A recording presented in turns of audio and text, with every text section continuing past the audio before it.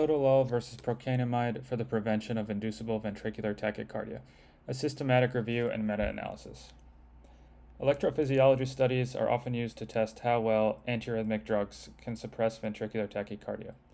The key measure is whether VT can still be induced after giving a drug. Stable monomorphic VTAC looks like wide QRS complexes on the EKG, usually 120 milliseconds, as seen in Figure 1, with a heart rate over 100 beats per minute. Patients may tolerate it for a bit, but it can quickly deteriorate into collapse or sudden death.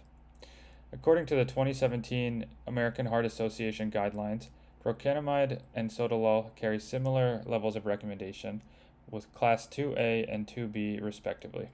In practice, this means they are both reasonable treatment options for stable VTAC. However, there is limited evidence comparing them head-to-head. Our goal is to bring together the available data and see which drug is more effective.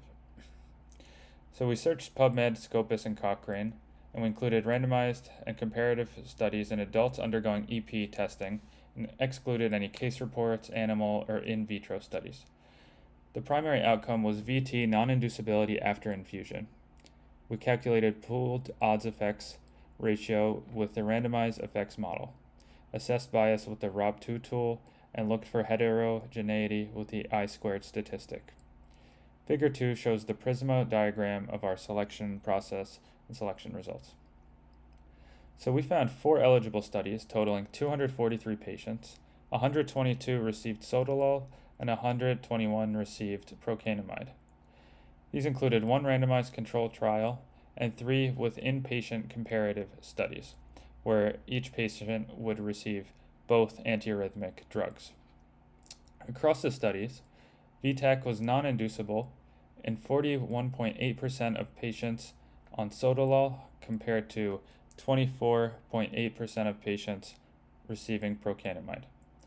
The pooled odds ratio was 2.26 with a confidence interval of 1.29 to 4.0 and a p-value of 0.004 favoring Sotalol.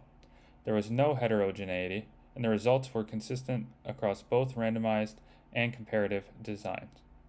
Figure 3 shows the forest plot.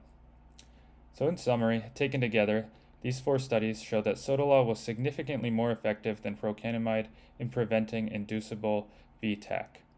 Guidelines still place them at a similar level of recommendation, which reflects how little comparative evidence has been available until now. Our results suggest that Sotalol may deserve stronger consideration, but larger center trials are needed to confirm and see whether this benefit translates into better clinical outcomes. So in short, Sotalol outperformed Procainamide across every available study in preventing VTAC inducibility.